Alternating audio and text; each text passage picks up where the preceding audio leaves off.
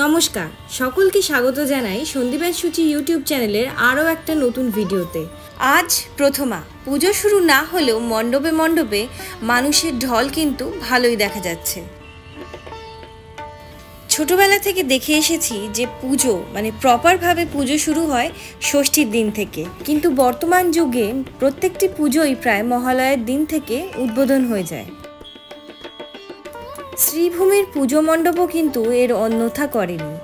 জনসাধারণের জন্য এই মণ্ডপ খুলে গিয়েছে মহালয়ার দিন থেকেই। শ্রীভূমির এই দুর্গাপুজো এই বছর 53তম বর্ষে পা দিল। এনাদের এই বছরের থিম হলো ইউএসের স্বামীনারায়ণ অক্ষরধাম টেম্পল।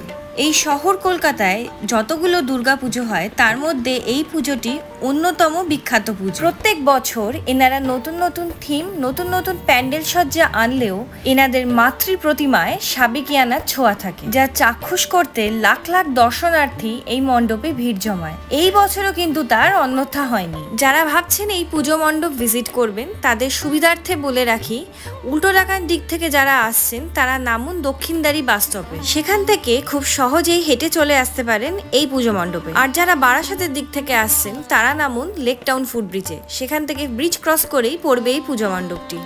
একটা কথা আপনাদেরকে বলে রাখি, যারা গাড়ি নিয়ে আসবেন ভাবছেন তাদের জন্য বলছি যে এখানে কিন্তু প্রপার পার্কিংয়ের কোনো প্লেস নেই। অবশেষে অপেক্ষার অবসান করে আমরা প্রবেশ করে গেছি শ্রীভূমির পুজো মণ্ডপে। এবছরের প্যান্ডেলটি ডিজাইন করেছেন কলকাতার অন্যতম বিখ্যাত আর্টিস্ট শ্রী সুব্রত গঙ্গোপাধ্যায়, আর মায়ের মূর্তি সজ্জা করেছেন আর্টিস্ট প্রদীপ রুদ্র পাল। চলুন আর কথা না বাড়িয়ে এবারে প্রবেশ করে যাব প্যান্ডেলের ভেতরে। আমাদের সাথে আপনারাও ভার্চুয়ালি এনজয় করে নিন এবারে শ্রীভূমি দুর্গাপুজো 2025।